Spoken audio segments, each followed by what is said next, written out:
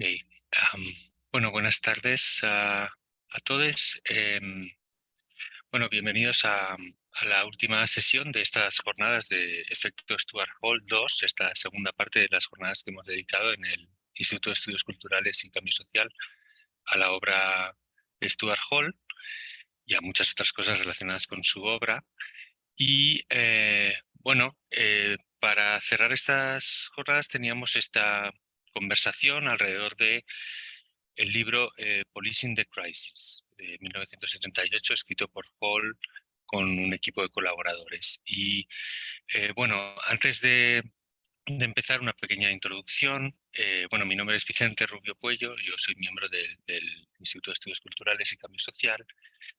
Me acompaña hoy Sergio García, él es antropólogo, enseña en la Universidad Complutense y es también coautor de Metropolis, Seguridad y Policía en la Ciudad Neoliberal, un libro colectivo publicado por Traficantes de Sueños recientemente y que creo que encaja muy bien nos va a ayudar también a conectar la Policing the Crisis con el momento presente, ¿no? Y con preocupaciones presentes eh, en nuestro momento.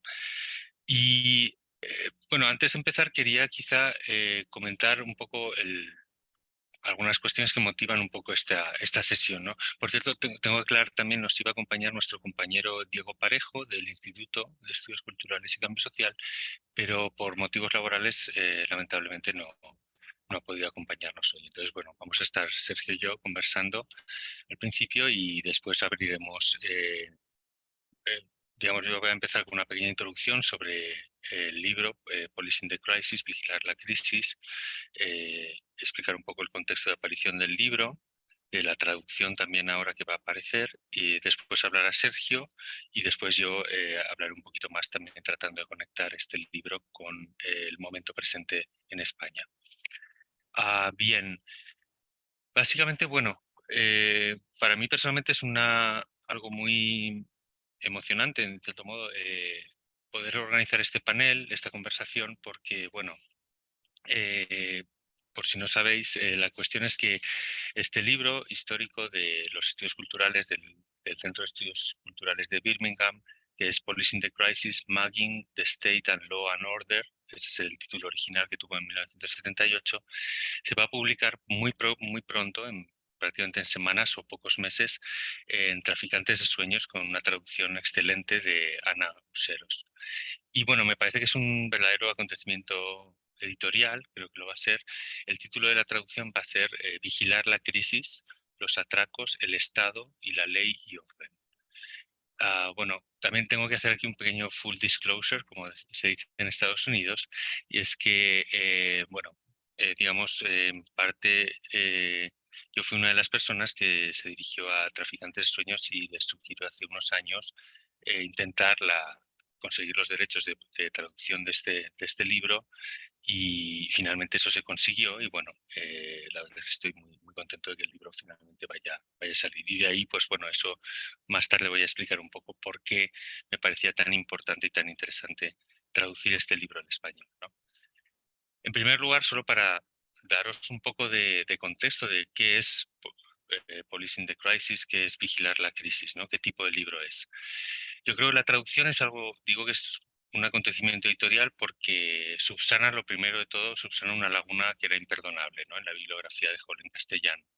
Policing the Crisis o Vigilar la Crisis es un libro clásico de los estudios culturales y especialmente es un producto emblemático de la forma de trabajar fundacional en la escuela de Birmingham, ¿no? Es un libro colectivo en donde Stuart Hall era, digamos, simplemente la cabeza más visible de todo un equipo formado, voy a mencionar los nombres de todos los autores, Chas Critcher, Tony Jefferson, John Clark y Brian Roberts. Era un trabajo colectivo que a su vez, eso es algo muy típico de Birmingham, también los trabajos en colectivo, que eso quizás se ha perdido mucho en las ciencias humanas y sociales. Un trabajo colectivo que a su vez generaba un campo y un objeto de análisis propio, digamos el cultural en un sentido amplio, a partir de la combinación de aproximaciones y métodos disciplinares diversos, ¿no? Desde la sociología, la criminología y los estudios legales, la filosofía política, la semiótica y el análisis del discurso, y todos ellos desde la perspectiva, digamos, de un marxismo muy abierto reforzado a través de Gramsci principalmente, pero también de Althusser o de Poulantzas, entre otras referencias. De hecho, en realidad podríamos decir que no es solo un libro emblemático de Birmingham, sino quizás el libro más importante de los producidos desde el Center of Contemporary Cultural Studies de Birmingham. Por razones metodológicas, como mencionaba, esa combinación de disciplinas, de conceptos, de metodologías, pero también por razones teóricas, ¿no? Y esto es algo que decía el propio Hall en muchas ocasiones.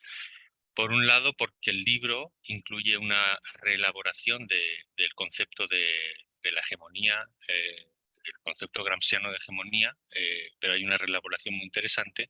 Y al mismo tiempo también en el libro se desarrolla el concepto que luego llamarán de análisis coyuntural, que es un concepto, digamos, muy característico de la Escuela de Birmingham y de Stuart Hall en particular. Pero sobre todo quizá porque es un libro tan importante, es quizá por razones temáticas y en última instancia políticas, ¿no? Es el libro que introduce en Birmingham la cuestión de raza como enfoque principal, que así terminará derivando, digamos, en conformar la famosa triada, ¿no? Con clase, género, raza en los estudios culturales, pero al hacerlo también además da algunas de las claves de la profundidad del diagnóstico que el libro lleva a cabo, ¿no? de la sociedad británica a mediados de los 70. Para decirlo en breve, y después podemos profundizar en estas cuestiones, Vigilar la crisis es el libro que describe el thatcherismo antes de Thatcher, ¿no? Las condiciones sociales e ideológicas que poco más tarde, un año después de la publicación de Policing, ¿no? Será cuando Thatcher gana las elecciones, llega al poder, al gobierno en Gran Bretaña y articula políticamente todo ese clima social que Policing the Crisis, que Vigilar la crisis había descrito, ¿no?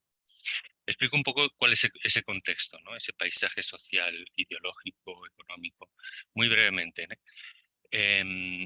Policing the Crisis, digamos, comienza como un proyecto alrededor de 1975, aunque ya había un ejemplo que es en Rituales de Resistencia, un proyecto también del Centro de Estudios Culturales. Se había creado un Mugging Studies Group, ¿no? Un grupo de estudios sobre los atracos. Ahora explicaré en qué consiste esto. La cuestión es que surge el proyecto de escribir sobre este fenómeno del mugging, ¿no? Para intentar explicar un fenómeno que Hall y su equipo venían observando desde el 72. Era la aparición de una supuesta ola de delincuencia, de atracos. Mugging es la palabra, digamos, en ese momento que se consagra para hablar de atracos, perpetrados normalmente por jóvenes racializados en contextos urbanos en Gran Bretaña. De hecho, uno de los casos más señalados fue precisamente en Birmingham, en un barrio llamado Handsworth, ¿no? Tanto en ese caso como en otros, esos jóvenes recibieron condenas durísimas, ¿no? Fuera de lo que era habitual hasta ese momento. Entonces ahí aparecía, digamos, un objeto inicial del libro, un objeto de estudio bastante claro, ¿no? Había una correa de transmisión, un circuito claro, consistente en la generación de un pánico moral, por un lado. Había una creación de una figura criminal, el mugger, el atracador, el mugging, ¿no? Ese delito del atraco callejero, supuestamente nuevo, aunque en realidad ya existía de antes, obviamente siempre había existido, pero se conceptualiza para la policía de una manera particular y que además se aplica a eso. Son los jóvenes racializados, fundamentalmente los que se supone que son los perpetradores de esos delitos. Hay una criminalización y una representación negativa y racista de esos jóvenes en prensa y en televisión, en el aparato mediático, y finalmente hay una condena ejemplarizante a esos jóvenes por los jueces, ¿no? Entonces vemos ahí toda una correa de transmisión, un circuito, ¿no? De criminalización, de tipificación de ciertos delitos y de condenas judiciales, ¿no? Eh, generadas por ese pánico moral, por ese clima social que se ha creado, ¿no? Pero bueno, como muchas veces ocurre, los grandes libros no son libros uniformes y, digamos, absolutamente cerrados, sino que es un libro a su manera un poco trunco o monstruoso que empieza a convertirse en otra cosa diferente a la esperada en un principio, ¿no? Esto lo explica Hall en entrevistas y en el propio prólogo de las últimas ediciones de Policing the Crisis, cómo fue mientras hacían el libro que el libro empezó a convertirse en otra cosa. Empezaron con esas historias, ese fenómeno del mugging, pero poco a poco se dieron cuenta que en realidad estaban dando con procesos y problemas sociales y políticos mucho más profundos, ¿no? En realidad, pues la disolución de los consensos alrededor del estado del bienestar laborista, el papel de los aparatos de Estado en una secuencia de los aparatos represivos del Estado, por ejemplo, en una secuencia en donde había una digamos, una paulatina degradación de un Estado liberal, vamos a decir, a un Estado excepcional, a un Estado mucho más, digamos, protoautoritario, si se quiere. Y en otras palabras, bueno, estaba eso, como he mencionado antes, el surgimiento de las condiciones de posibilidad de lo que más tarde será el thatcherismo, esa victoria de 1979 de Thatcher, que será una victoria pues epocal, ¿no? Que cambiará mucho el paisaje de Gran Bretaña. Por todo esto digo que, bueno, que me parece que es un libro importantísimo y me parece que es, bueno, su publicación y finalmente es la primera vez que se traduce al castellano, me parece algo muy, muy importante editorialmente, académicamente, si se quiere, ¿no? Pero también me parece que es un acontecimiento político, si se quiere, que pues es un libro que nos puede ayudar muchísimo políticamente, ¿no? Por muchas razones que añaden, digamos, algunas capas más de sentido y de conexión a este libro con nuestro presente, ¿no? En general, para ubicarlo, por ejemplo, claro, en el mundo angloparlante, Policing the Crisis, ¿no? Es un texto clásico, es imprescindible por todo lo que acabo de comentar, pero es una referencia que obviamente es fácil imaginar, ¿no? Ha encontrado una renovada atención en los últimos años a partir de las diferentes olas de Black Lives Matter, ¿no? Las protestas contra la brutalidad policial, de los movimientos como Defund the Police, Abolish the Police y muchos otros, ¿no?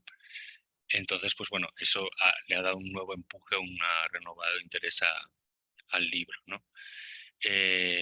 Y efectivamente, pues bueno, pero al mismo tiempo podemos eso, encontrar muchas conexiones, quizá también eso, alrededor de todo el momento de Black Lives Matter en todo el mundo, en Estados Unidos, en el mundo angloparlante, pero también en nuestras sociedades hispanoparlantes. Y bueno, y luego más tarde quiero, digamos, comentar algunas conexiones más que yo encuentro y que quizá nos pueden ayudar a entrar como en diferentes ángulos de lectura, ¿no? de este libro. Pero quizá ahora ya para dejar la palabra a Sergio, entonces eso, Sergio nos puede contar un poco también pues cómo resuena este libro, ¿no? El contexto de su trabajo con Metrópolis y bueno, y todo lo que quieras compartir con nosotros, Sergio. Sí, cuando quieras. Pues muchas gracias, Vicente. Muchas gracias al IEX por organizar estas interesantes jornadas para pensar con Stuart Hall, ¿no? Los distintos temas que vemos aparecer en nuestra actualidad, ¿no? Y bueno, los puentes que podemos establecer con las cosas que investigamos, ¿no? A quienes habéis invitado. Yo tengo que confesar, como hizo antes Ainhoa, que también me siento un poco impostor aquí porque no soy alguien que haya profundizado en la obra de Stuart Hall. Le he leído como a otros autores, por supuesto he recogido un montón de cosas sugerentes, ¿no? Pero quizás no ha sido de los autores que más me hayan afectado, no por una cuestión de elección, sino por una cuestión de, bueno, de cuándo te topas con un autor, ¿no? y qué estás haciendo en ese momento, ¿no? En cualquier caso, las jornadas sí que es verdad que me han servido pues, de incentivo, ¿no? para profundizar, para leer más, ¿no? Y sobre todo me ha generado también mucha curiosidad, ¿no? para seguir un poco en esa senda, ¿no? Bueno, un poco por contextualizar, yo vengo trabajando desde hace aproximadamente 15, 16 años sobre el tema de la seguridad urbana, sobre discursos vecinales, prácticas en torno a la inseguridad ciudadana y posteriormente sobre gestión policial, en ocasiones solo, en ocasiones con Débora Ávila, con otra gente, tanto en investigaciones académicas como en investigaciones militantes, ¿no? Y de algún modo lo que voy a intentar es bueno, pues trazar algunos puentes entre Policing the Crisis y cosas que me he ido encontrando, que nos hemos ido encontrando en distintas investigaciones, ¿no? A lo largo de estos años, ¿no? Bueno, Policing the Crisis, como se advierte en el propio prólogo, ¿no? de la obra, no puede leerse sin vincularlo con rituales de resistencia, ¿no? Digamos que ambas obras estarían tocando bueno, dos polos de una tensión que está produciendo un enorme cambio social y cultural en el Reino Unido en los años 70, sobre todo a tenor de lo que podemos observar con perspectiva a 50 años después prácticamente, ¿no? Digamos que en uno de los polos pues, podemos encontrar estas subculturas que quedan etnográficamente retratadas, ¿no? En rituales de resistencia, ¿no? Esas subculturas que de algún modo, bueno, plantean de manera simbólica resistencias que en ese momento por la propia correlación de fuerzas no se pueden plantear en el plano material como clase trabajadora, ¿no?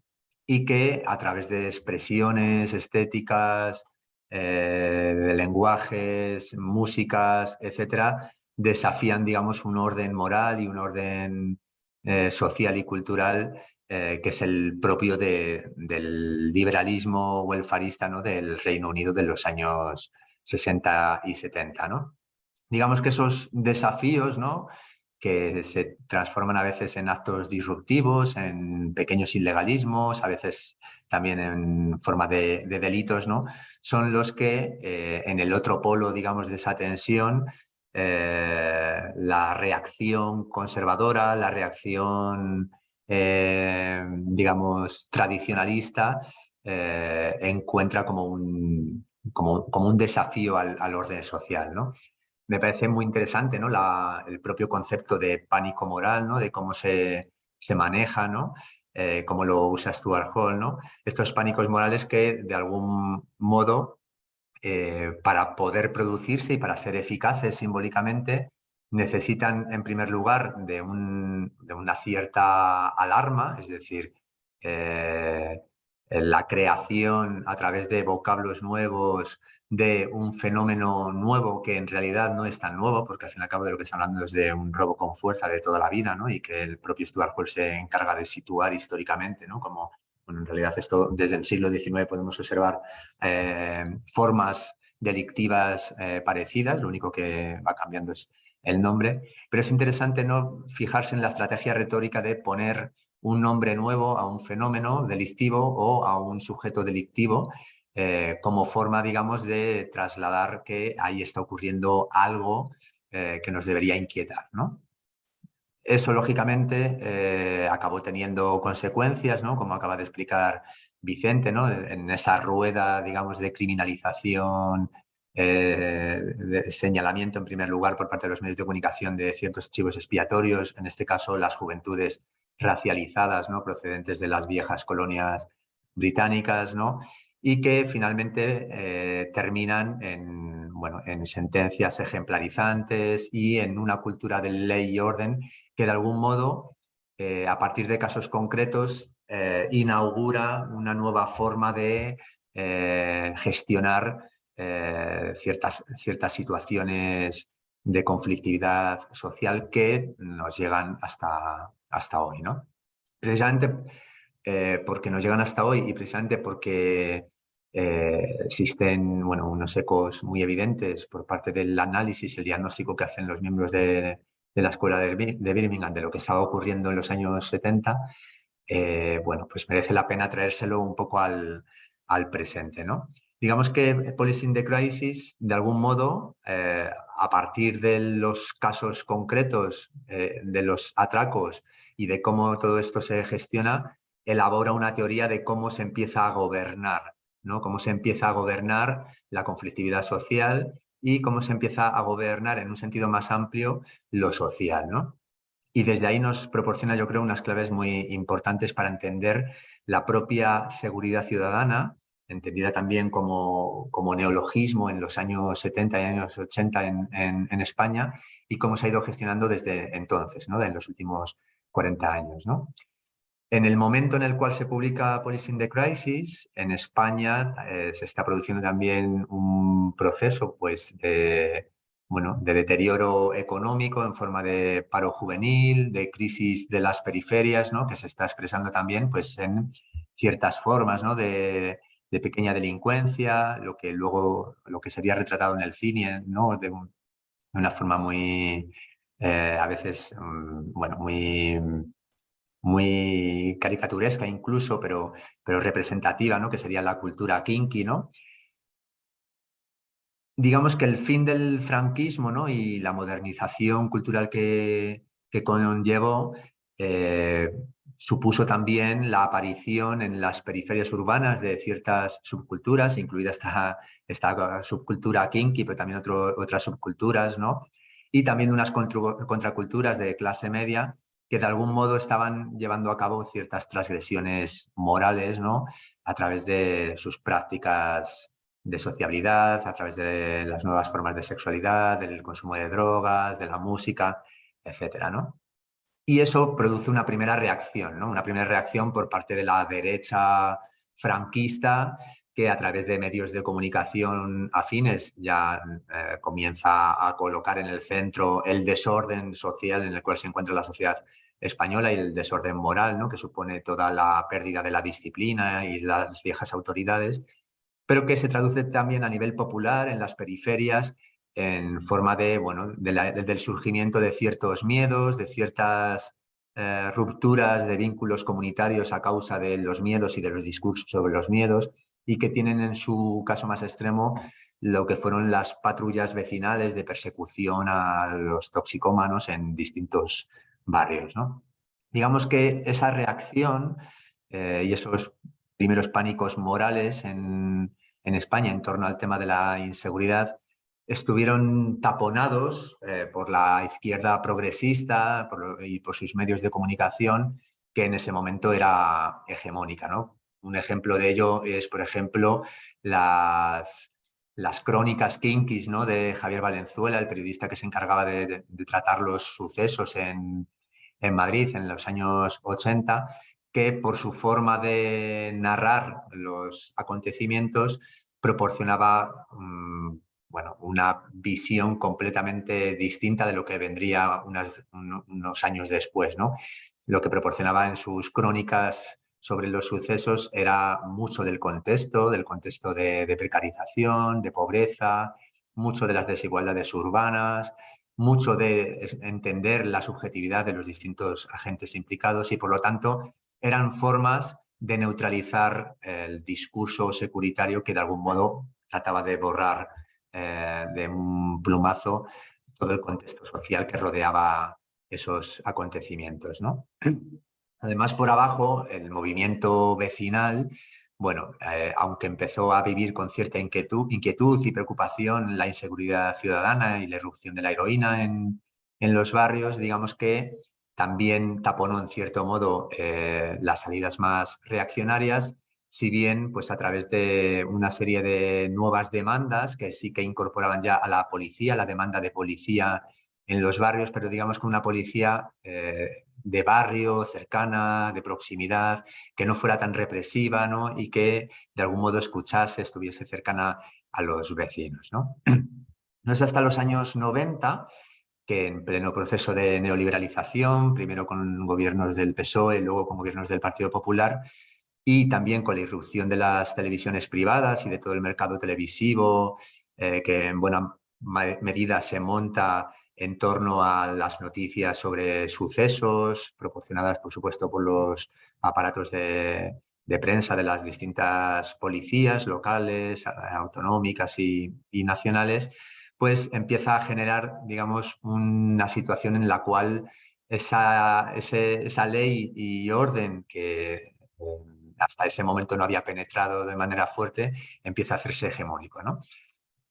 La ley Corcuera del año 92, la reforma del Código Penal del año 95, la Policía 2000 de Juan Alberto Belloc en el año 95-96, la creación de multitud de nuevos centros penitenciarios sacándolos de las ciudades también por parte de Juan Alberto Belloc. Bueno, esto ya nos habla, digamos, de un cambio, ¿no? De un cambio completamente correlacionado con el despliegue, digamos, de las políticas neoliberales que ha supuesto también la entrada de España en la Unión Europea, ¿no?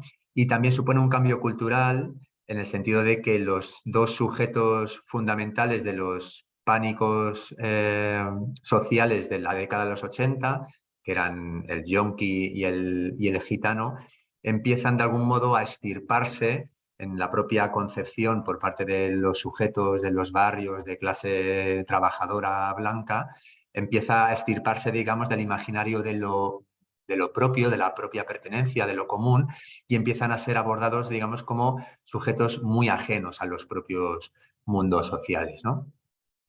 Este proceso de la irrupción de la ley y el orden cristaliza finalmente en la década de los 2000, pues en un contexto de burbuja inmobiliaria, de pleno despliegue de la maquinaria capitalista española después de los procesos de privatización y de desregulación de mercados, en pleno proceso de suburbanización de las clases medias, ¿no?, que se están yendo a vivir a las afueras de las grandes ciudades, pero también de las clases trabajadoras que empiezan a encontrar como salida atractiva y como forma de intento de ascenso social marcharse a los nuevos desarrollos urbanísticos que se están construyendo en medio de esa burbuja, los PAUs, por ejemplo, en Madrid, es decir, grandes barrios con manzana cerrada que permiten construir espacios de cierta homogeneidad social, con seguridad privada, etcétera.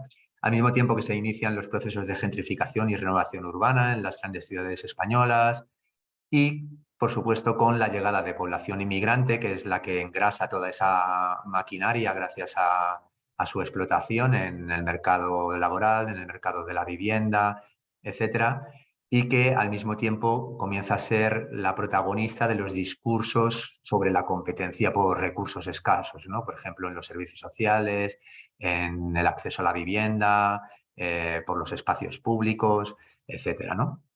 También hay que decir que es esa década en la cual se empieza a utilizar por primera vez a nivel electoral en España la inseguridad ciudadana. El primero en usarlo, por cierto, es el Partido Socialista en las elecciones del año 2000, desde un lema que de algún modo lo que trata es de situar, pues tal y como lo habían hecho el gobierno de Tony Blair o Jospin en Francia o Schröder en Alemania, el derecho a la seguridad, ¿no?, como algo que también las clases trabajadoras deben tener, ¿no?, y equiparándolo así a la sanidad, a la educación, etcétera, pero que posteriormente será apropiado por parte de la derecha, del Partido Popular, para focalizar el discurso securitario como arma electoral, focalizarlo sobre la población inmigrante, ¿no? Unas famosas declaraciones del ministro Acebes del año 2002 en las cuales hacía un puente explícito entre inmigración e inseguridad ciudadana, ¿no? En esta época, o a finales de esa década, mediados, finales de esa década, es cuando yo comienzo a investigar en Carabanchel, comienzo una etnografía sobre la inseguridad urbana, sobre los discursos y las prácticas relacionadas con el miedo urbano. Y ahí es, recordando, digamos, algunos de esos momentos donde más me resuena, digamos, las cosas que he leído de Policing the Crisis, ¿no? O algunos de los análisis, ¿no? Para empezar, por ejemplo, el plus simbólico que supone la novedad de la alarma, ¿no? El nombrar un fenómeno antiguo de una manera novedosa o nombrar a un sujeto que ya estaba, aunque fuera con otras características, de otra manera para ligarlo al delito o a la delincuencia, digamos que es algo a lo que acabamos acostumbrados en la década de los 2000, ¿no? Se hablaba en los medios de comunicación de alunizajes, de bandas del pegamento, de bandas latinas, bandas de albano-kosovares, y ya posteriormente, en la década posterior, de ocupas, de menas, de narcopisos, es decir, siempre neologismos, ¿no?, que funcionan como estrategia retórica para plantear que hay algo nuevo que antes no estaba y ahora sí está, y que, por supuesto, viene de gente que antes no estaba y ahora sí que está. Y, lógicamente, quien mejor encarna todo esto va a ser la figura del inmigrante, ¿no? El inmigrante, a veces también el gitano, pero sobre todo el inmigrante, ¿no? Cuando yo hice trabajo de campo en Carabanchel y hablaba con personas envejecidas, pues esas primeras generaciones de inmigrantes en Carabanchel, ¿no?, que procedían de La Mancha, de Extremadura, de Andalucía y que ya estaban envejecidos y que veían cómo su barrio iba cambiando, iban cambiando sus vecinas a medida que iban muriendo aquellas que las acompañaron a crear el barrio, ¿no?, iban siendo sustituidas por familias migrantes. Bueno, pues se podía apreciar ahí como una cierta inquietud, por supuesto, también formada por discursos prestados o reapropiados de los medios de comunicación, y que asociaban a la población inmigrante con inseguridad, ¿no? Pero lo interesante de algunas de estas entrevistas es que a la hora de narrar qué situaciones producían inseguridad, a veces, por supuesto, aparecían situaciones de violencia o algún robo o algún delito, pero muchas veces lo que aparecían eran simplemente situaciones de expresividad cultural o de simple sociabilidad, ¿no? Que se situaba como pánico moral e incluso como objeto de competencia, ¿no? Recuerdo una vecina, Paqui, que hablando de todo esto, ¿no? De los miedos en el barrio, me hablaba de cómo una vecina extranjera ponía a tope la música en su casa, que si no se quede la gasolina, ¿no? Y que entonces ella, para enfrentarla, lo que hizo un día fue poner a Manolo Escobar, el que viva España, ¿no? Para a ver qué música sonaba más alta, ¿no?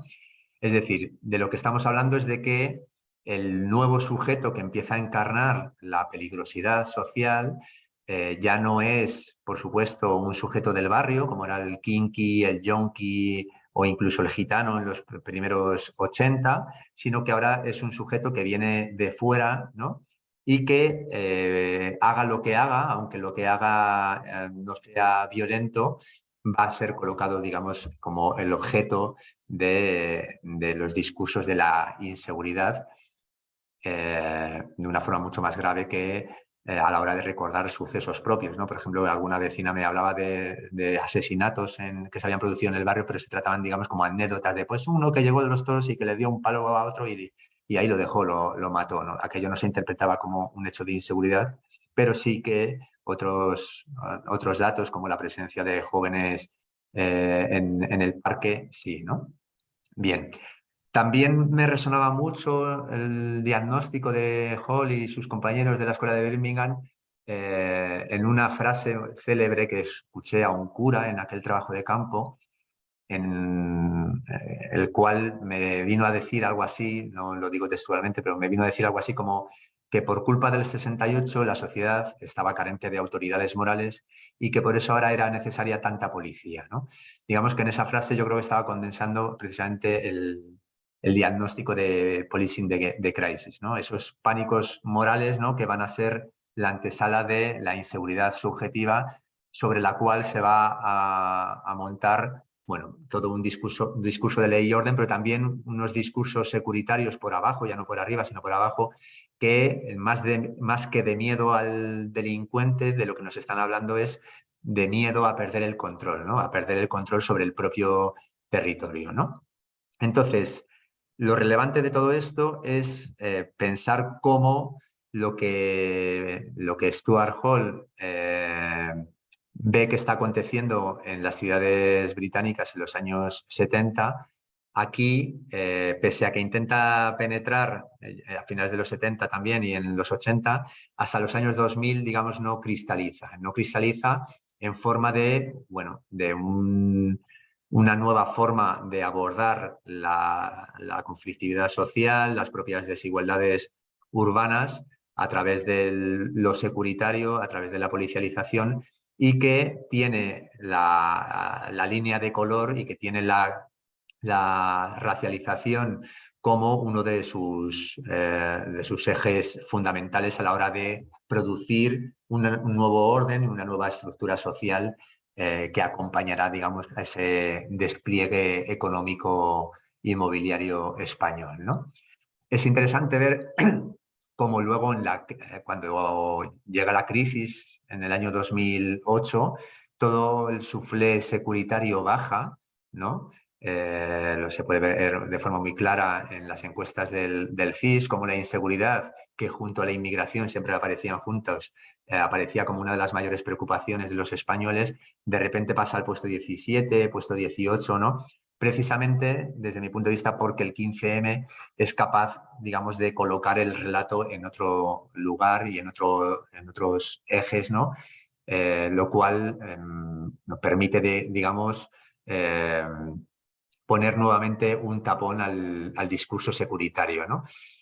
No obstante, bueno, ya venimos observando en los últimos años y sobre todo a partir de los ayuntamientos del cambio y el tipo de oposición que se le ha hecho, ¿no? En Madrid, por ejemplo, a través de de la propia policía municipal, pero también de los medios de comunicación de derecha y de la propia oposición, solicitando videovigilancia en algunos barrios, hablando de cómo se ha expandido el fenómeno de los narcopisos, la venta ambulante, etcétera. O en Barcelona lo vemos de forma muy clara, ¿no? Como forma de oposición al gobierno de Ada Colau, ¿no? Pero sobre todo lo vemos con la irrupción de Vox como, bueno, hay todo un intento, aún todavía sin demasiado éxito, pero hay todo un intento, ¿no? Por colocar esas nuevas figuras, ahora llamadas ocupas, menas, etcétera, como el centro de toda nuestra atención, ¿no?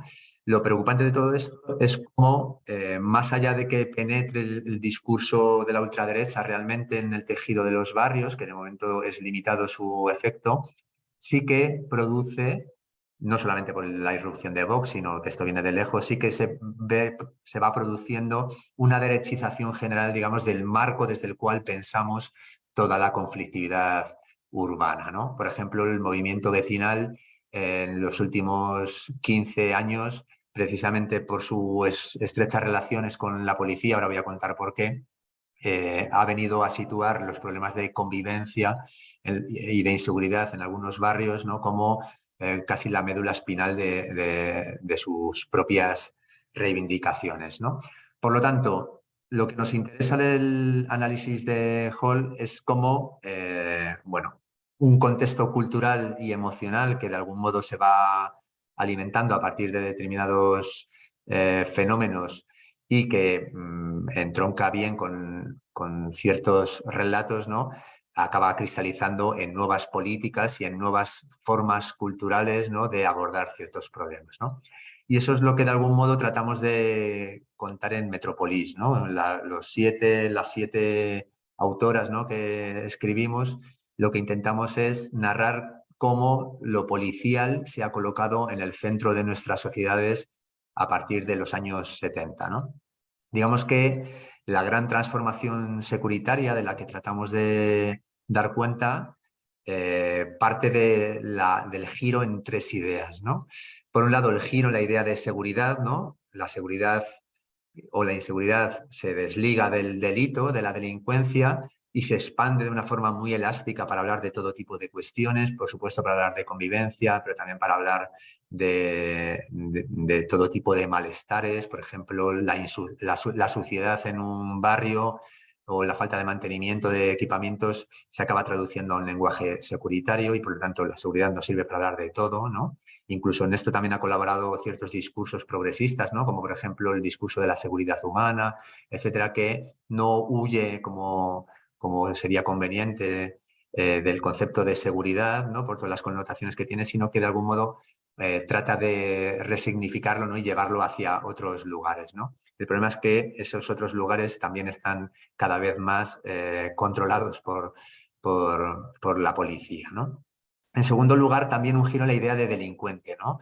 El delincuente ya no es comprendido dentro de un contexto social, como un producto social, sino que el delincuente o bien es tratado como un monstruo, ¿no? Desde digamos, esa concepción del derecho penal del enemigo, ¿no? El delincuente es un monstruo absoluto al cual hay que apartar de la sociedad y por supuesto, castigar, o bien el delincuente es un sujeto calculador, ¿no? Que es responsable de sus actos, ¿no?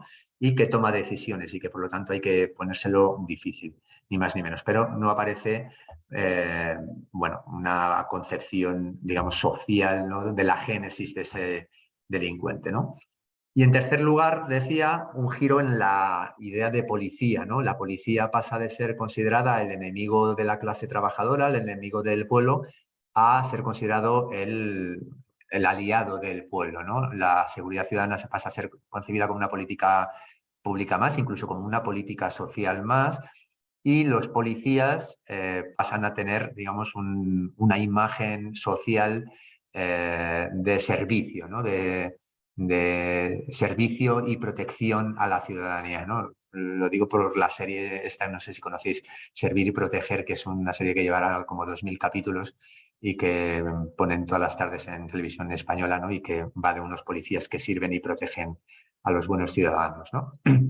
Bien, Digamos que entonces hay un cambio de relato y un cambio de reclamo acompañado de las políticas de neoliberalización urbana, que nos hace ver que si la vida ya no sufre un problema de desigualdad, sino un problema de inseguridad, el mejor agente para intervenir en ellos, lógicamente, va a ser la policía, ¿no? No cabe entonces sorprenderse del valor, ¿no?, que ha ido cobrando la policía en los últimos años, ¿no? Digamos que la policía, que incluso según las últimas encuestas del CIS, es la institución mejor valorada junto con el ejército, por encima incluso de los sanitarios. Bueno, pues esta policía, digamos, se la ha ido rodeando de una serie de adornos y una especie de relato mitológico por el cual se la piensa como la solución a todos los problemas urbanos, ¿no? Se piensa que la policía va a ser capaz de acabar con los robos, con las ocupaciones, con los yonkis, pero también con otros muchos problemas sociales, ¿no?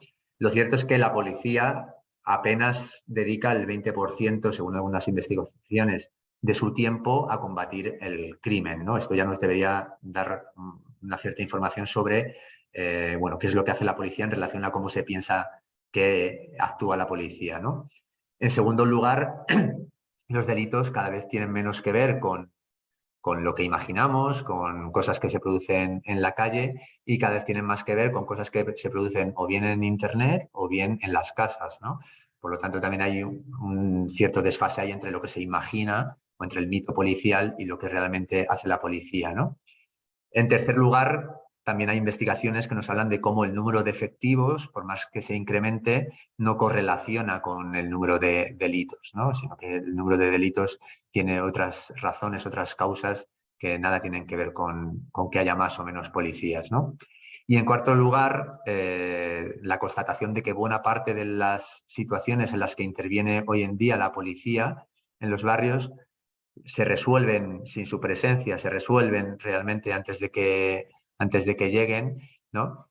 Pero sin embargo se deposita una cierta fe en que su llegada va a reparar y va a restaurar de algún modo un orden simbólico sobre ese espacio, ¿no? Digamos que más allá de la escasa trascendencia material que tiene la presencia de la policía o la hiperpresencia de la policía, que recordamos que España es uno de los países europeos con mayor plantilla de policía. Por dar la cifra, estamos en más de 500 policías por cada 100.000 habitantes, lo cual nos aproxima a Chipre y Rusia, que son los dos países con más policías de Europa y, por supuesto, muy por encima de otros países de la Unión Europea. Pues bien, su escasa trascendencia material, sin embargo, no lo es a nivel simbólico, ¿no? Puesto que sus uniformes, o como me decía un policía en una entrevista, sus uniformes trabajan solos. Es decir, la mera presencia de la policía genera un efecto en, en la ciudadanía que de algún modo habría que pensar, ¿no? Y habría que pensar por qué se produce, ¿no? Pensando en ello, precisamente, lo que tenemos que ver es cómo la policía basa su poder no tanto en una fuerza física, eso por supuesto que está en el de fondo, y claro que finalmente la posibilidad de usar la violencia es lo que produce una eficacia a su propia presencia, pero más allá de esta fuerza material, habría que pensar en la eficacia simbólica, ¿no? La eficacia simbólica de la policía, que se basa, pues por un lado, en la autoridad que se ha ganado, ¿no? No la que le otorgan las instituciones del Estado, sino la que se ha ganado, ¿no? El capital simbólico de la policía, las narrativas que emplea, que son muy afines a las narrativas mediáticas y populares sobre la inseguridad, entre otras cosas, porque es la propia policía la que, en colaboración con los medios de comunicación, ha producido los esquemas narrativos a través de los cuales nos contamos los sucesos, ¿no? Los rituales, por ejemplo, las intervenciones policiales, ¿no? O los propios mitos, ¿no? Basados en la idea de que la policía es la única que puede hacer frente a la violencia, que mejora la seguridad o que protege al ciudadano, ¿no? Digamos que la policía es, en muchos espacios urbanos hoy en día, una especie de chamán, ¿no? Como el chamán que describió Levi-Strauss, el chamán Cuna que describió a la hora de hablarnos del concepto de eficacia simbólica, ¿no? Un chamán que simplemente con sus cánticos y sin tocar a la parturienta era capaz de llevar a buen puerto el parto, precisamente porque su propio relato estaba completamente encadenado con el propio imaginario de la parturienta, que no era sino un imaginario cultural sobre lo que ocurría en el mundo sobrenatural, ¿no? Por lo tanto, esta eficacia simbólica es lo que tendríamos que ver hoy en día como una de las consecuencias de esta policialización de lo social que empieza a ver Hall en los años 70 en las ciudades británicas, ¿no? En el libro, en Metrópolis, lo que intentamos al mismo tiempo es, bueno, puesto que la policialización está tan presente y puesto que la policía está en tantos lugares haciendo tantas cosas y de tantas maneras, de algún modo tenemos que eh, afinar un poquito y ver cómo distintos modos de actuar por parte de la policía producen en su conjunto el mismo efecto, ¿no? O un efecto de conjunto que no es otro que el gobierno de las ciudades en las sociedades neoliberales, ¿no? Y lo que acabamos concluyendo es que, bueno, a través de, por un lado, una policía dura, una policía disciplinaria, que tiene su expresión, por ejemplo, en el encarcelamiento masivo que vivimos entre los años 80 y la primera década de los 2000, el punitivismo del enemigo o las ordenanzas de convivencia, ¿no? La primera de ellas, la de Barcelona, o en el otro polo, una policía blanda, preventiva, que o bien a través de la lejanía, mediante la predicción algorítmica, o bien a través de la cercanía, mediante las aproximaciones que hace la policía a los vecinos, a los comerciantes, los consejos de seguridad, la participación ciudadana. Bien, a través de estos dos polos, lo que se está produciendo es la penetración de la policía y de lo securitario en multitud de esferas de la vida social y política, ¿no? Tanto es así que acabamos concluyendo que la policía nunca ha tenido tanta autonomía como tiene hoy en día, ¿no? El poder de la policía se expresa en unos presupuestos que nunca han sido tan altos, un uso de la tecnología puesta a su servicio, un aumento de las plantillas policiales, sobre todo en la década de los 2000, que fue muy fuerte, unos blindajes legales a través de las leyes que les protegen, ¿no? Por ejemplo, la ley Mordaza, ¿no? Que hace que la policía nunca haya tenido tanto poder. Nunca haya tenido tanto poder, incluso ya no en la sociedad, sino en el seno del propio Estado. Podríamos afirmar incluso que la policía gobierna a los gobiernos en muchos sentidos, ¿no? No hay gobernantes que se atrevan a enfrentarse al propio poder policial, entre otras cosas porque ese poder policial se ha ido alimentando de tal manera y ha sido, digamos, un aliado de conveniencia hasta convertirlo en una suerte de monstruo que resulta difícil moverse por fuera del marco que propone este propio poder policial, ¿no? Lo vimos, por ejemplo, en Madrid en el año 2016, cuando el concejal de seguridad, Barbero, trató de reducir, ni siquiera quitar las unidades de antidisturbios, ¿no? Y le montaron un scratch así fuerte, intimidatorio, ¿no? Ahí es donde vemos realmente el poder de lo policial dentro del propio Estado, ¿no? Como un Estado dentro del Estado, ¿no? Vemos también su poder policial, ese poder policial en la construcción cultural, ¿no? En la construcción del relato, ¿no? La importancia que tiene la comunicación hoy en día en las fuerzas y cuerpos de seguridad de la comunicación, ¿no? A través de notas de prensa, a través de redes sociales, a través de series de ficción, de reportajes, etcétera, que de algún modo trasladan qué visión debemos tener sobre el delito, la inseguridad y la conflictividad en general, ¿no? La imposición de sus lógicas a otros actores, ¿no? Por ejemplo, cuando los policías se juntan en los consejos de seguridad y en mesas de convivencia, en los barrios, etcétera, con los técnicos de los colegios, de servicios sociales, sanitarios, etcétera, lo hace desde una posición de poder que consigue de algún modo también trasladar las propias lógicas a esos otros servicios públicos, ¿no? O incluso al propio movimiento vecinal, ¿no? Cuando, bueno, muchas veces acaba participando de estos rituales de participación ante la constatación de que en lo único que les va a escuchar la administración es en las demandas de mayor seguridad y más policía, y por lo tanto la policía, ¿no?, se acaba convirtiendo en un dispositivo de escucha, ¿no?, en esos barrios, ¿no? En fin, lo que nosotros y nosotras destacamos en el libro es ese creciente poder policial, y para ello la genealogía que nos proporciona la obra de Hall, trasladándonos a los años 70, al Birmingham de los años 70, y a la utilización casi azarosa, podríamos decir, pero que acaba funcionando y que por eso mismo acaba convirtiéndose en forma de gobierno de los atracos, ¿no?, pues de algún modo nos da muchas pistas, ¿no?, sobre lo que luego ha venido después, no solamente en el Reino Unido, sino también en sociedades como la nuestra. Y nada, no sé si me he alargado demasiado en el tiempo, veo que sí. No, pero perfecto. Muchísimas gracias, Sergio. Yo creo que también que merecía la pena que te largas porque bueno, nos has dado todo, bueno, toda la argumentación que construís en el libro y la verdad es que también yo creo que con la policía también ocurre que hay mucho desconocimiento por ese poder político y cultural que tienen también. O sea, muchas veces se desconocen informaciones muy concretas pues existen percepciones, ¿no?, que no se cuestionan, ¿no? Y yo creo que era muy importante que nos trajeras eso también, ¿no? Y que es algo que hace Policing the Crisis, aunque sea un libro, claro, obviamente de hace muchos años, pero que ayuda mucho y vuestro trabajo pues es fenomenal para verlo. Por eso he preferido, o sea, no quería interrumpirte porque realmente estabas dando un montón de cuestiones, ¿no?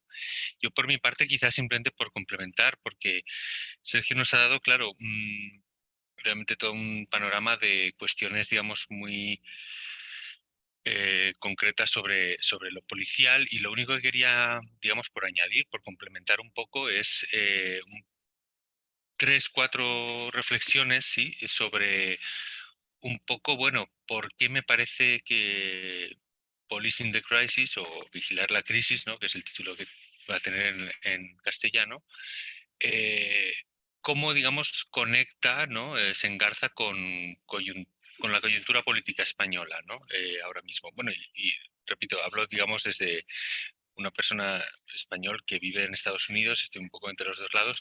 También algo que podemos hablar en las preguntas también es si hay personas de otros lugares, de Latinoamérica, por ejemplo, cómo podemos conectar con otras situaciones, ¿no?, otras lecturas y otros contextos, etcétera.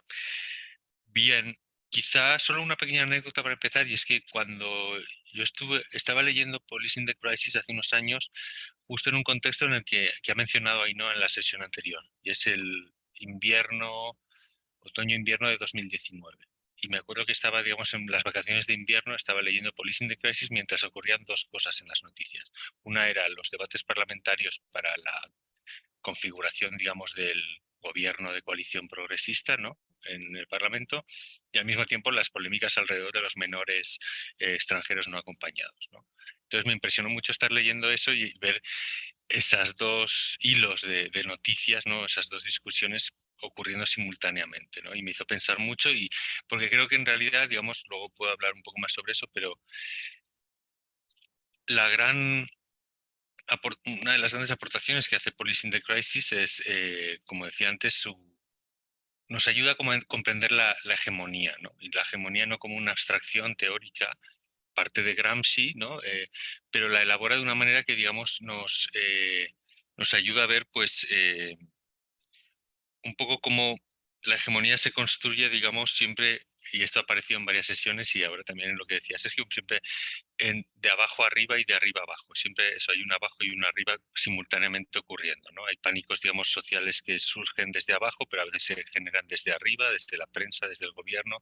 Hay intervenciones desde arriba, desde las instituciones, pero conectan con preocupaciones a veces legítimas, pero ¿no?, desde abajo, pero que se reformulan de maneras racistas, por ejemplo, etcétera, ¿no?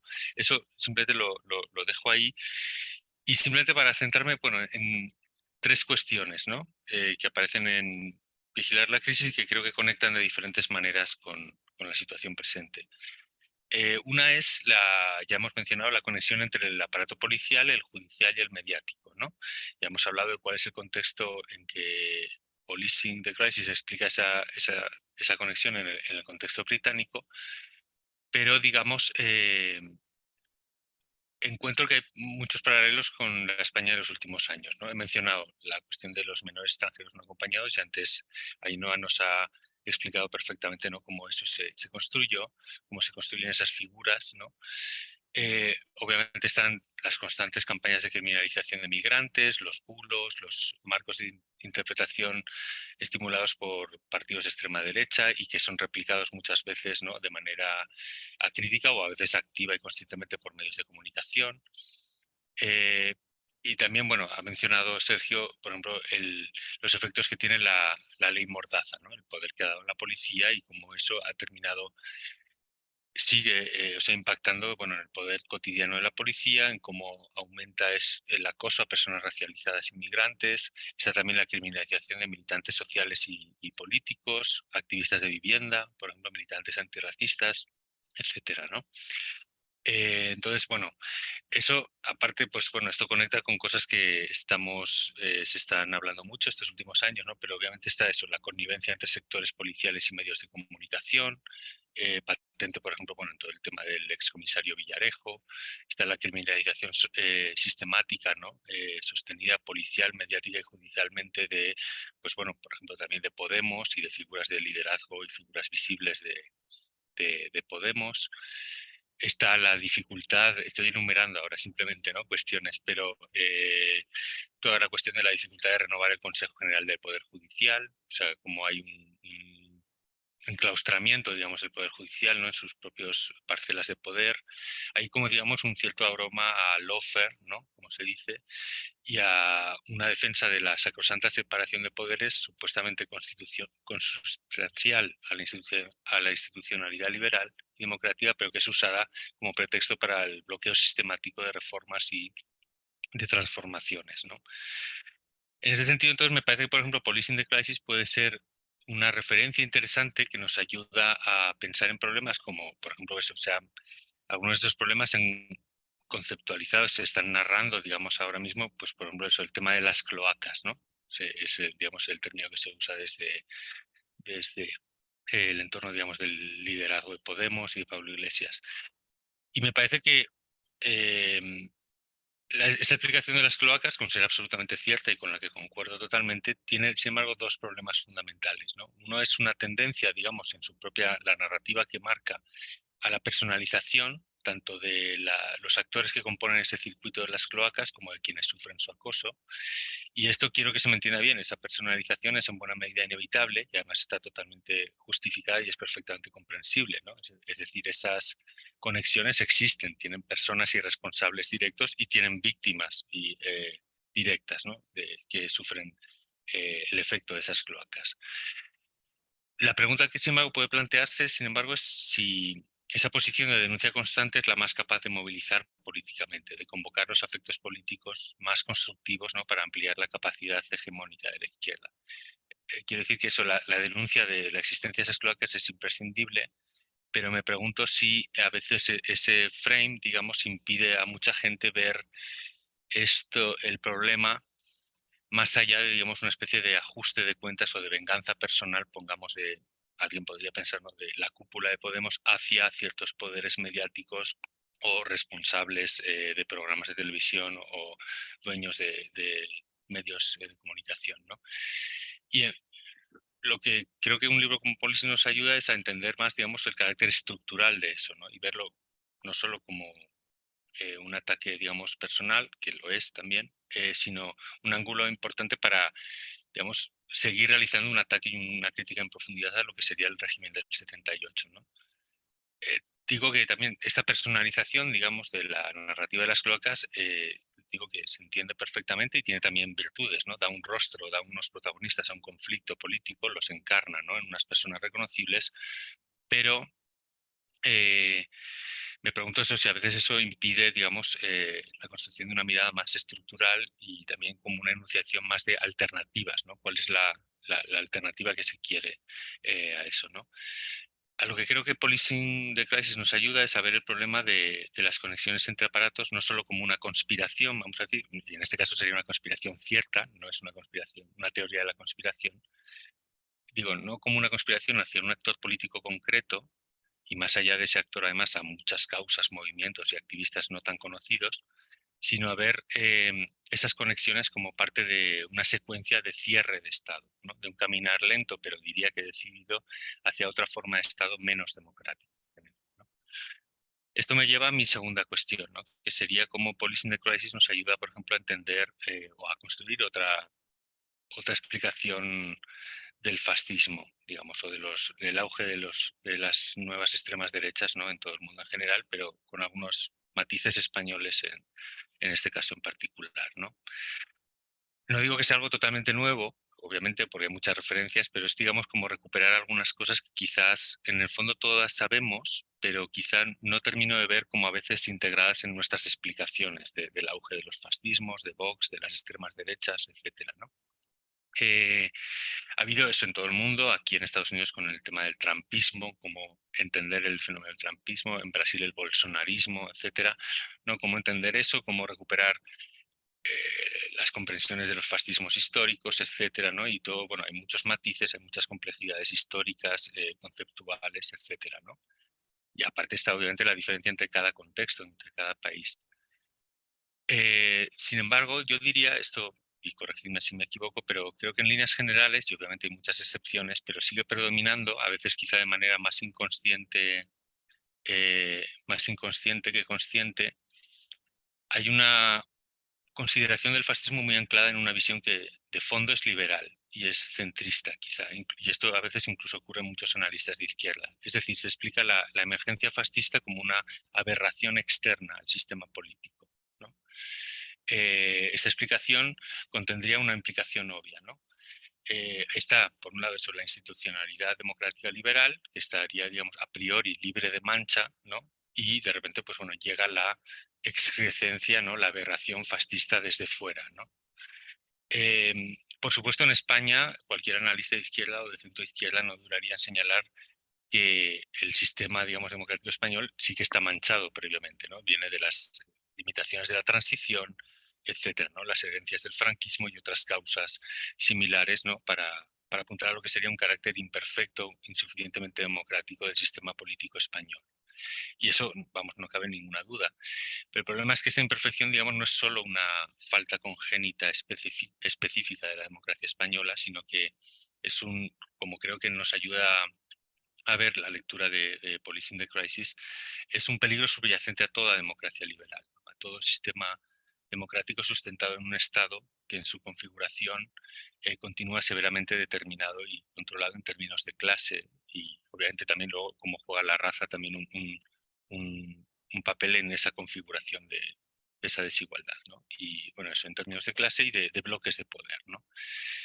Por decirlo así muy brevemente, en plan un poco pedante, pero digamos que algo que he percibido tanto en discusiones en España, y obviamente quizá hay cosas que desconozco o que me he perdido, y también en discusiones similares en Estados Unidos, por ejemplo, es que noto que el gran ausente o una gran referencia ausente en estos debates sobre el fascismo actual, sus supervivencias, es Nikos Poulantzas. O sea, a mí me parece que eso que sí es una referencia que no ha habido todo una relectura de muchos clásicos del estudio del fascismo y quizá Poulantzas sigue sin ser, digamos, suficientemente conocido. Hall y sus colaboradores en Policing the Crisis dedican algunos capítulos a la revisión de los debates marxistas en torno al Estado, ¿no? Introducen importantes matizaciones, eso para no caer en la clásica concepción marxista muy instrumental, ¿no? Del Estado, ¿no? Siempre del Estado como herramienta de la clase dominante, etc. Y, y para bueno, complejizar el carácter ciertamente de clase, pero no determinista, digamos, del Estado. Creo que esto puede ser gran ayuda, como digo, para algo de lo que quizá todos somos conscientes, pero que no termina de estar totalmente enunciado muchas veces cuando hablamos, por ejemplo, de Vox, ¿no? Y es que, bueno, que la emergencia de Vox en España, digamos, eso no se explicaría como una aberración externa al sistema, ni tan solo como una herencia nostálgica franquista, ¿no? Como un residuo fluctuante que a veces está enterrado en el PP o lo estaba, ¿no? Antes, y ahora aparece y se independiza del PP y aparece de forma más visible, sino que es sobre todo, podría explicarse a través de dos factores, ¿no? Primero, su carácter de síntoma de un cierre de régimen, ¿no? Es decir, un cierre que el régimen del 78 está buscando y para el cual tiene diferentes opciones, ¿no? Uno sería el PSOE de Sánchez como una especie de domesticación, cooptación de Podemos.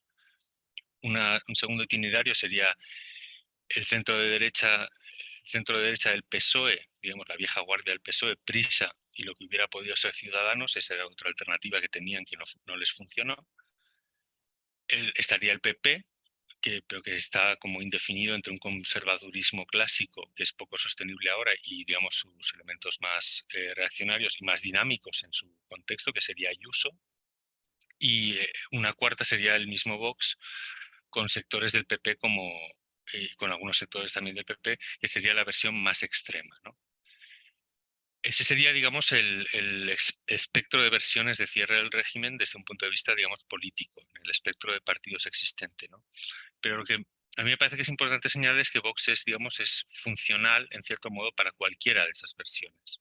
Es decir, que hay algo como que si no existiera Vox tendrían que inventarlo de alguna manera, el régimen, ¿no? Tanto para cualquiera de las opciones que el régimen quiera tomar.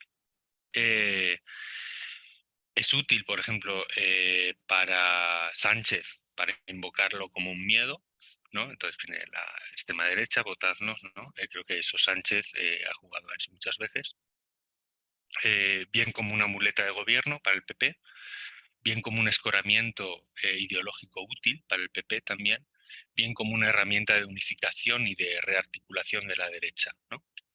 Que eso, digamos, ya ha operado, ¿no? Sirvió para, digamos, arrastrar a Ciudadanos y a convertirlo, digamos, a fundir el bloque de la derecha de una manera determinada. Y la segunda cuestión que quiero mencionar sobre Vox es que por arriba, digamos, y por debajo de ese nivel aparente de la política de partidos, Vox es un síntoma y una respuesta a otras dinámicas que están en curso, ¿no? Por un lado, una fragmentación del bloque de poder, ¿no? Se ve en lo político, obviamente de manera más patente, pero también en lo económico, es decir, por los apoyos que Vox tiene de sectores del gran capital español. Y por otro, digamos, porque Vox se convierte en un vehículo político de lo que Gramsci, esto lo recordaba hace poco Bryce Fernández de Anticapitalistas en Twitter, lo que Gramsci llamaba un sindicalismo de Estado. Es decir, un vehículo político que encuentran sectores de diferentes aparatos de Estado para adoptar una posición defensiva frente a diferentes desafíos, ¿no? Los desafíos que perciben estos sectores del Estado serían, bueno, desafíos territoriales, ¿no? Como la cuestión en Cataluña, constitucionales, desafíos políticos de todo tipo, la entrada, digamos, de cuerpos extraños en el Estado, ¿no? Como fuerzas más a la izquierda del PSOE, etcétera. En el caso de una fuerza de extrema derecha como Vox es fácil asumir que, obviamente, aparatos como el ejército o la policía se sentirán de manera natural, digamos, muy próximos, ¿no? Pero también está el aparato judicial, ¿no? Que también es, como sabemos, tremendamente conservador o incluso reaccionario. Y todo esto, además, bueno, es un clima que también se alimenta desde, digamos, el afuera del Estado, pues por medios de comunicación afines, ¿no? La tercera cuestión que quería tratar es, obviamente, eso es el gran tema que aporta Policing the Crisis, es la comprensión del racismo como problema social, ideológico y político. A esto han aludido también de diferentes maneras Ainhoa y Helios en la sesión anterior, ¿no? Pero,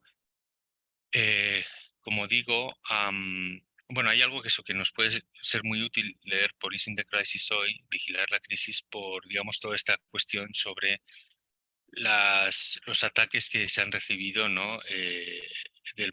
Los ataques que ha recibido el antirracismo, ¿no? Desde posiciones, digamos, pseudo-obreristas o pseudo-materialistas, ¿no? Que, digamos, están llenas de malentendidos o de lecturas realmente de verdadera mala fe, ¿no? Digamos que hay algo en lo que coinciden. Sí, el problema, digamos, es que por un lado eso, las lecturas que hacen estas lecturas pseudo-obreristas, pseudo-materialistas del antirracismo y también lo que podrían ser las verdaderas políticas de identidad en su versión más neoliberal, es decir, no todo antirracismo, sino una versión específica muy neoliberal de las políticas de identidad, es considerar el racismo como una cuestión individual, ¿no? Es decir, por ejemplo, a veces en el caso de las políticas de identidad neoliberales, como una especie de, bueno, el racismo son unos obstáculos que impiden el éxito individual y que por lo tanto se combaten premiando, cooptando a individuos capaces de superar, de sobreponerse a esos obstáculos, ¿no? O a veces eso se puede entender lo, eh, el racismo, por ejemplo, como una cuestión de cortesía, de lo políticamente correcto, como simples normas de cortesía superficial, ¿no? Que para el otro bando, digamos, el pseudoberenismo, el pseudomaterialismo, se trataría a veces eso de sortear y de cuestionar, ¿no? Porque no van a lo verdaderamente importante, que es lo material. Por supuesto que las manifestaciones de racismo y las agresiones a las que da lugar se producen en una infinidad de contextos y niveles y afectan obviamente a personas concretas, ¿no? Pero yo creo que algo que aporta o que nos ayuda a ver, y quizás algo muy obvio, pero creo que conviene a veces eso, volver a algo que es muy evidente, es el racismo como una cuestión estructural, ¿no? Que afecta a toda la formación social y con ella a todos los sujetos que vivimos en ella, ¿no?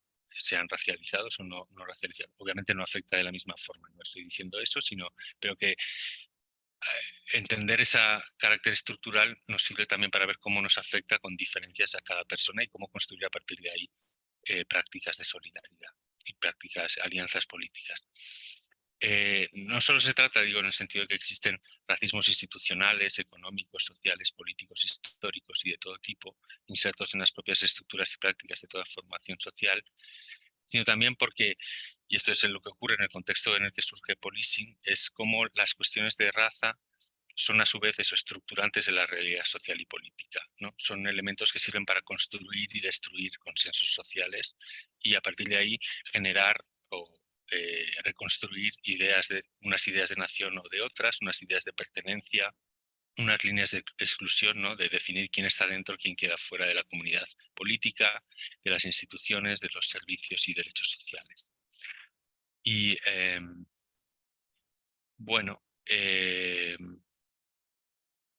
eso voy a saltar un poco y simplemente para terminar un poco con una cuestión finalmente sobre la hegemonía, o bueno, o quizá, sí, en realidad solo por volver a eso, a que simplemente, bueno, eso, el cómo funciona la hegemonía. Creo que Polisi nos ayuda a comprenderlo de una manera muy concreta, ¿no? Y lo hace de una manera muy gramsciana, además que digamos, la explicación teórica se va desplegando una explicación histórica muy detallada, ¿no? A través de muchas informaciones, de muchos ejemplos concretos, de lectura de noticias, etcétera. Entonces, por eso me parece que es un libro poderosísimo y muy útil hoy, ¿no?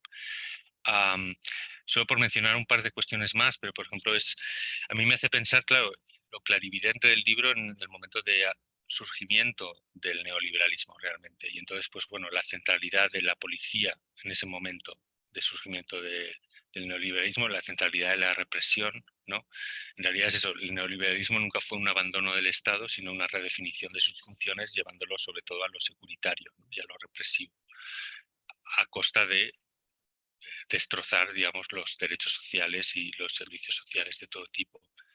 Y por otro lado, también otra cosa que me parece de mucha actualidad es la lógica del pánico moral y que se puede conectar si queréis con las guerras culturales, que es algo que sigue hoy muy en boga, también como digamos, un elemento desde la génesis del propio neoliberalismo, ¿no? Y como, bueno, eso, la importancia de lo mediático y cómo todo eso se arma, obviamente siempre ha existido, digamos, pero cuál es la importancia, digamos, fundamental de esa lógica del pánico moral constante, de esa guerra cultural que en el fondo nunca se puede ganar, que es insaciable siempre, ¿no? Y que, digamos, la lógica de guerra cultural es una lógica también de construcción hegemónica. Las guerras culturales y los pánicos morales sirven para conectar el arriba y el abajo, ¿no? Para conectar la realidad cotidiana y servir una explicación que te lleva de tu realidad cotidiana, de ahí suciedad en la calle, como decía Sergio, a de repente bueno, el país que quiero no admite estas personas o estos colectivos o estos grupos, ¿no? En fin, entonces siempre toda esa cadena, no siempre de arriba abajo, de abajo arriba. Y me parece que es muy importante y que Policing nos ayuda, yo creo, a entender de manera muy poderosa. Y paro aquí, si queréis, si todavía tenemos tiempo, podemos en fin, tener algunas intervenciones, preguntas o cualquier comentario. A ver si veo a Marta por aquí.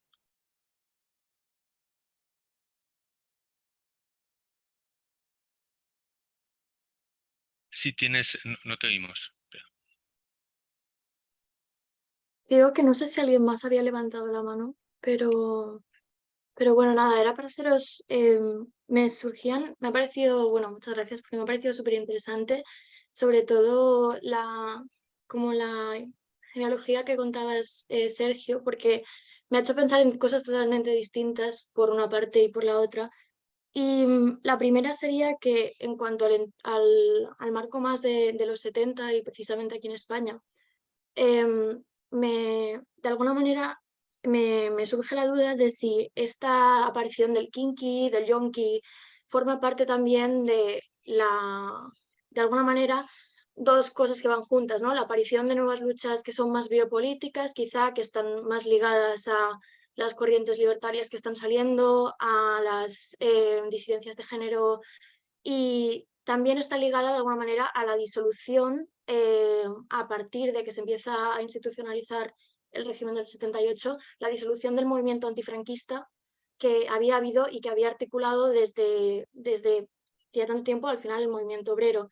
Entonces, si esa disolución del movimiento obrero que se lleva a cabo a través de alguna manera, de la establecimiento de la socialdemocracia, podría ser lo que hace que de alguna manera se perciba aquello la militancia política, ya no como una militancia política, sino como una militancia que está ligada a esta falta de autoridad y a este hedonismo, y entonces se produce como una separación entre lo que serían, lo que podríamos entender que un compromiso político que viene mucho más ligado al republicanismo y al vínculo con el antifranquismo, y que produce una especie de, pues al menos, pues que la policía ya no es ese elemento que te iba detrás, sino que es el que está de alguna manera, pues yendo en contra de esta persona que está atentando contra tu seguridad, que es el yonki, y cómo al final esa figura también se puede haber usado para justificar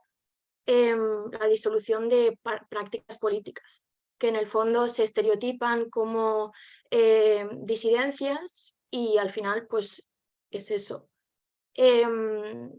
Y nada, esa era una duda que me surgía. Y después, con el tema de cómo aparece mucho más en el contexto de los 90, este pánico ligado a la inmigración, también de alguna manera me surge la duda de si es la misma ansiedad de no saber a dónde dirigir la rabia, o de no saber de alguna manera, cómo, no sé, cómo percibir los cambios políticos que están habiendo, la misma ansiedad, pero ligada mucho más a los fenómenos de la globalización y a los fenómenos que estábamos viviendo en ese momento, de al final de entender que la lucha política se ha perdido, o de un poco esta dinámica, que sería mucho más compleja, porque si te pones a pensar de dónde viene la securitización, también hay muchas dinámicas que no sé hasta qué punto condicionan, como por ejemplo el tema de la Unión Europea, Dublín, y todo el marco de securitización dentro de la Unión Europea. Pero claro, es que eso ya para no... O sea, sí que me ha surgido la duda de cuándo vienen al final todas estas políticas más ligadas a Europa, pero sí que se me escapa un poco ahora con el tema de la pregunta.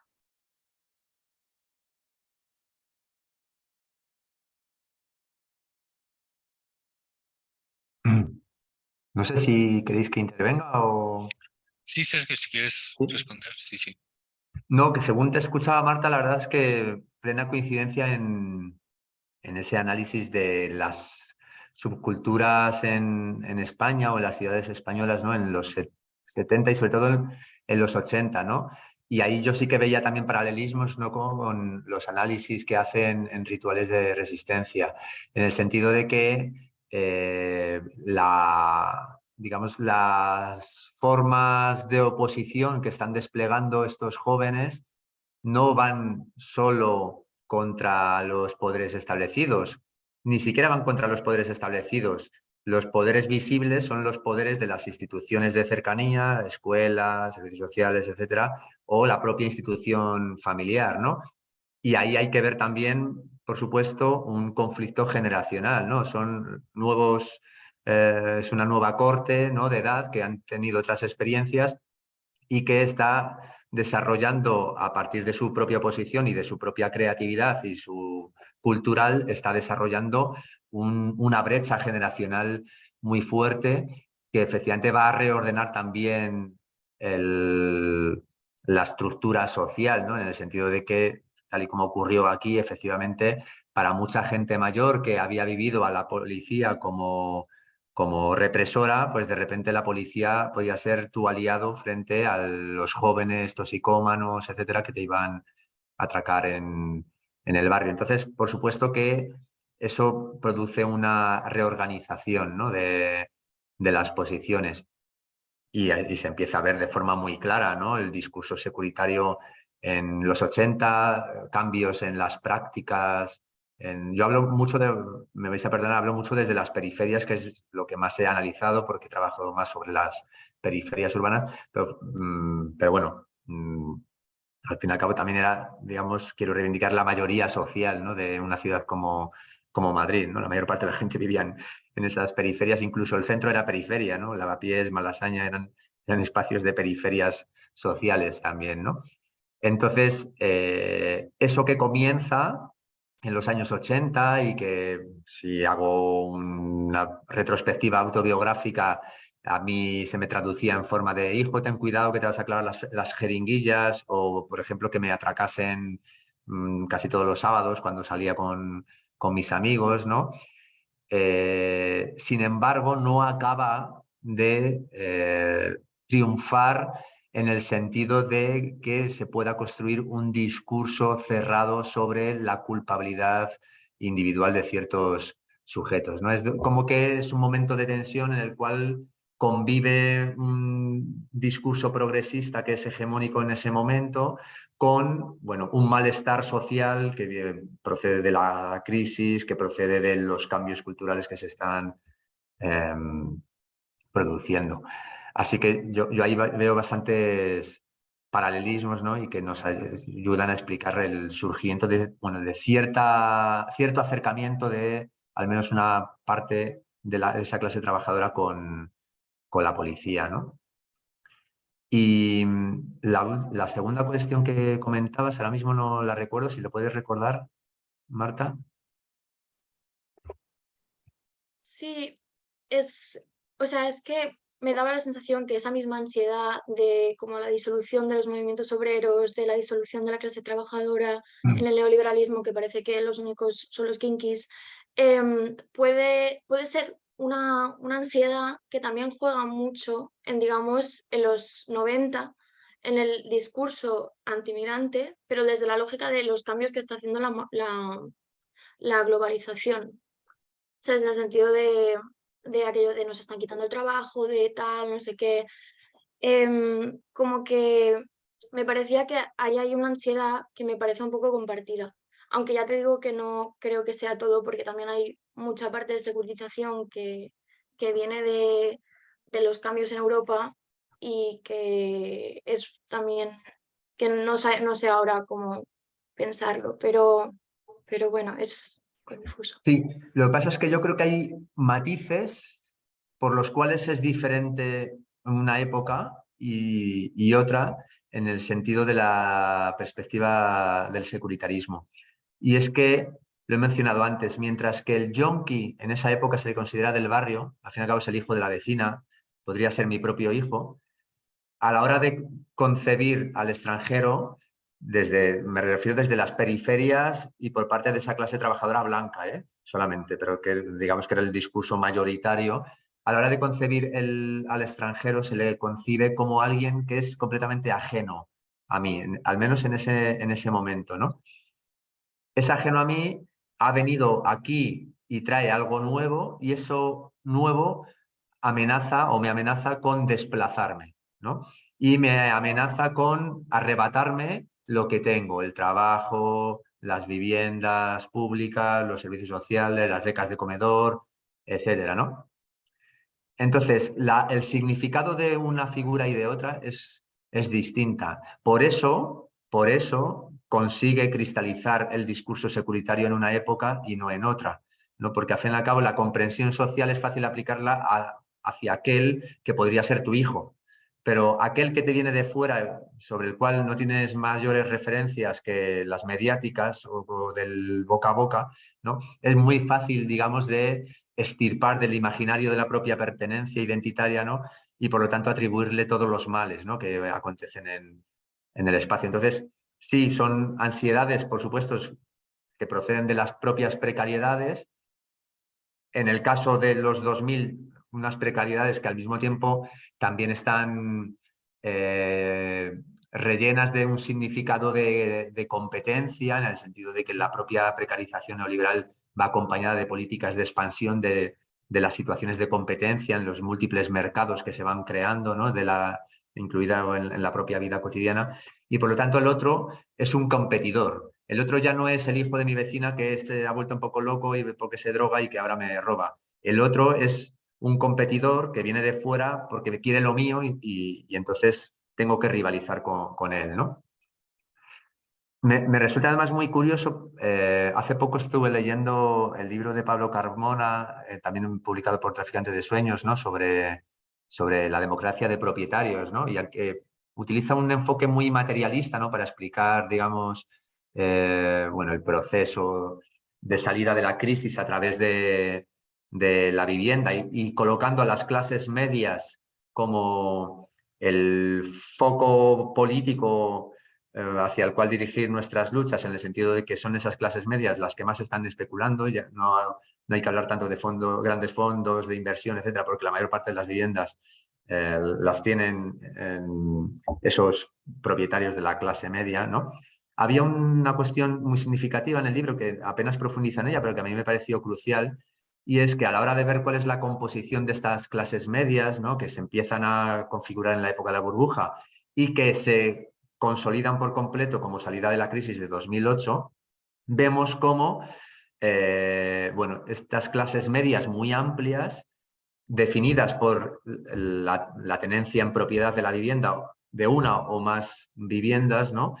Es al fin y al cabo lo que está marcando la brecha social importante, ¿no? Y lo que te pone en esa clase media o lo que te coloca, digamos, en la clase precarizada, ¿no? Y es muy interesante ver cómo precisamente quienes logran entrar dentro de esa clase media propietaria es fundamentalmente la población blanca, autóctona, ¿no? Y quienes se han quedado fuera, ese 25% más pobre, que son los mismos a los que se desahuciaron, ¿no? Van a ser los que ahora mismo se encuentran en el mercado precario del alquiler, ¿no? Esa brecha de clase, ¿no? Marcada por la propiedad, es muy interesante cómo tiene su paralelismo en la estructura de posiciones que existe en torno a lo securitario, ¿no? Como precisamente es esa clase media que, aunque sea precaria y su trabajo y sus derechos sociales estén cada vez más precarizados, pero está tratando de compensar esa precarización a través del acceso a la propiedad, también lo está haciendo en el plano simbólico a través de la utilización de ese otro, ¿no? El inmigrante, etcétera, como el que está en una posición ahora más baja que la mía, ¿no? Y sobre el cual puedo depositar, digamos, todos los pánicos morales que al mismo tiempo van a reforzar un orden que me da a mí unos ciertos privilegios, ¿no? Entonces, bueno, trazar ese paralelismo, ¿no? En el plano material con la vivienda y en el plano más cultural con los discursos securitarios, ¿no? Es interesante, ¿no? Sí, quizá solo un apunte y quiero recoger una pregunta que se me ha pasado en el chat de Demetrio, pero sí que solo para mencionar algo, por ejemplo, que el libro Policing the Crisis hace muy bien, ¿no? Pero, por ejemplo, explica en el contexto británico también cómo vincula eso, cómo esa coyuntura, digamos, se abre a través de una cuestión del racismo, pero lo que colocan en el contexto luego en varios capítulos, ¿no? Hall y su equipo, es que está viendo reformas laborales, mientras tanto, está viendo como otro tipo de cosas, y al final lo que te está mostrando muy bien es ese contexto que es el neoliberalismo, que es destruir todo y crear un contexto de competencia de todos contra todos, ¿no? De ley de la selva, y entonces, cuando, sin embargo, eso, digamos, como que en la génesis del neoliberalismo está también, ¿cómo decir?, es el rol de la policía que se dirige en primer lugar, en primer momento, en ese momento, hacia los jóvenes racializados, pero que poco a poco se dirigirá ese mismo aparato policial hacia los mineros, hacia los trabajadores, hacia la clase trabajadora blanca, ¿no? Pero que, digamos, juega con esa ficción de, bueno, si eres bueno te salvarás, ¿no? No serás como esta otra segunda nación, ¿no? Nación de segunda clase. Pero quería recoger, porque Demetrio, aquí veo, ha escrito en el chat, pone, no sé si la propuesta de los 3/3 mediáticos entraría como propuesta de cambio estructural. No sé, Demetrio, si quieres, no sé, no estoy seguro de comprender bien la pregunta, pero si quieres hacer un comentario o una pregunta al hilo de lo que escribiste.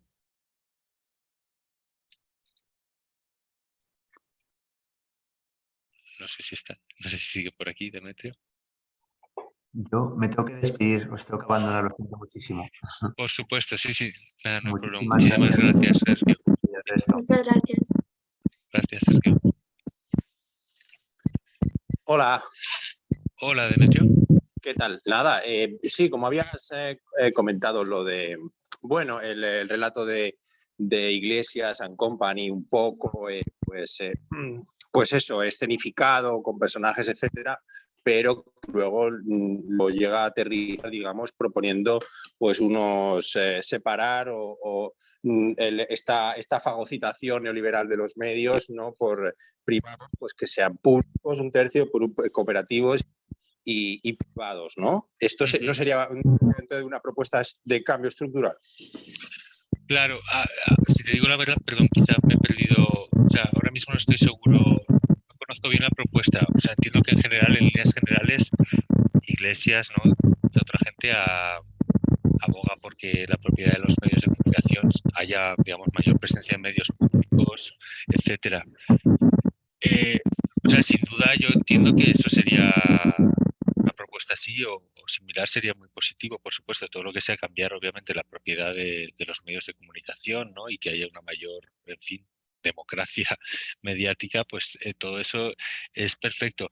Quizás lo único es que me refería más bien también, aparte de propuestas concretas que se puede hacer en lo mediático, digamos, y en lo empresarial de los medios también, es, en términos hegemónicos también, realmente construir una narrativa que no sea solo, digamos, de estos actores concretos, sino, en otras palabras, cómo efectivamente una reforma profunda de la propiedad de los medios de comunicación tiene que ver con una reforma profunda del país que queremos, ¿no? O sea, y que no sea solo una pugna de las cloacas han hecho esto, podemos responder a las cloacas con esto otro, quién colabora con las cloacas, quién no colabora, no sé. Creo que es más bien una cuestión de un debate en profundidad, que no digo que Iglesias no lo esté haciendo, creo que lo está haciendo en parte y quizás es también su táctica para introducir el tema de una determinada manera. Pero es el tema ese de, bueno, qué papel juegan los medios de comunicación en una sociedad democrática, básicamente. Y creo que a veces lo que ocurre es que creo que el relato de las cloacas, aunque es útil en muchos sentidos, empaña también otras cosas, a mi entender, vamos, pero también entiendo además la motivación personal de él por hacerlo de la manera que lo hace y entiendo también que hay en fin, un daño humano personal también que se ha hecho y entiendo también las virtudes que tiene ese tipo de narrativas, pero también, digamos, las limitaciones que puede tener. No sé si eso responde. Sí, sí, claro que sí, lo responde, gracias. Claro. No sé si alguien más quiere intervenir o comentar algo.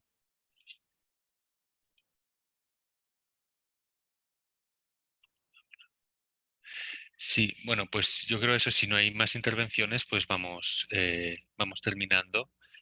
Así que, bueno, muchas gracias a todas, a todos, a todes por haber estado aquí y bueno, en unos días vamos a intentar mandaros un email para daros las gracias por la asistencia, por la participación. Las sesiones van a estar disponibles en breve en nuestro canal de YouTube y por supuesto os animamos a seguir nuestras actividades en el instituto y a apuntaros a futuras cursos, seminarios o actividades que hagamos. Así que eso, y en unos días recibiréis, quizá vamos a preparar una pequeña lista con materiales, textos de Hall y de otros autores que se han mencionado estos días en estas sesiones. Así que bueno, gracias a todos y nos vemos pronto en algún momento. Hasta luego.